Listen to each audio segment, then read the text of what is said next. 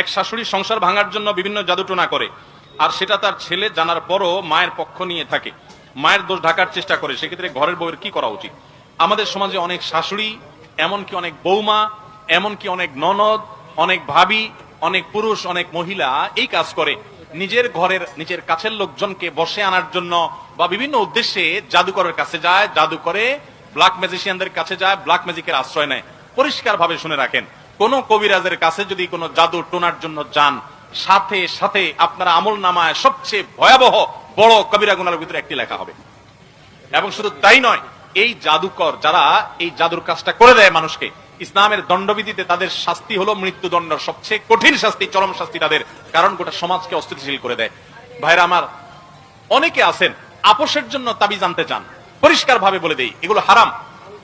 নিজের বৌমাকে আপোষ করবেন, ছেলেকে আপোষ করবেন, জামাইকে আপোষ করবেন, শাশুড়িকে আপোষ করবেন, ভাইকে আপোষ করবেন, অথবা যাতে করে বউ এর কথা স্বামী না শুনে, স্বামীর কথা বউয়ে না শুনে, শাশুড়ি যেন ছেলের কথা না শুনে, অথবা ছেলে যেন তার মায়ের কথা না শুনে।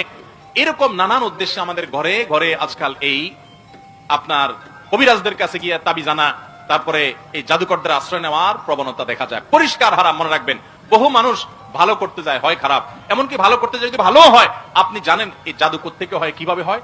জাদুকররা জাদুকরের শয়তানের আশ্রয় নিয়ে সাথে সাথে বেঈমান হওয়ার মতো একটা বিষয়। আমাদের অনেক মা বোনরা আছে, অনেক মানুষ আছে, আমরা জানিও না, টেরও পাই না।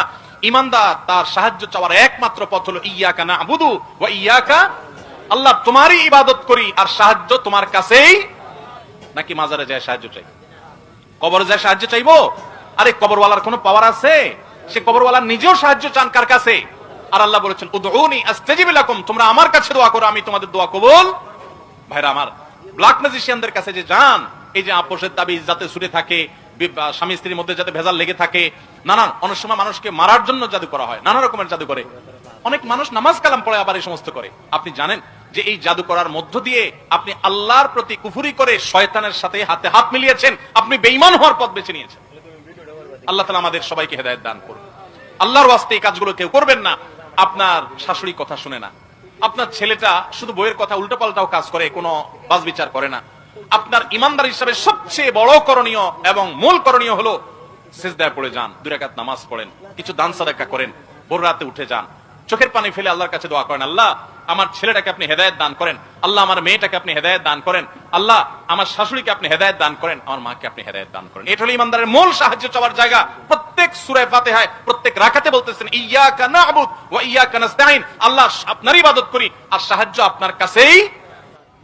অথচ চলে যাচ্ছেন জাদুকরের কাছে, চলে যাচ্ছেন ওই সেই কবিরাজের কাছে, আর মুখে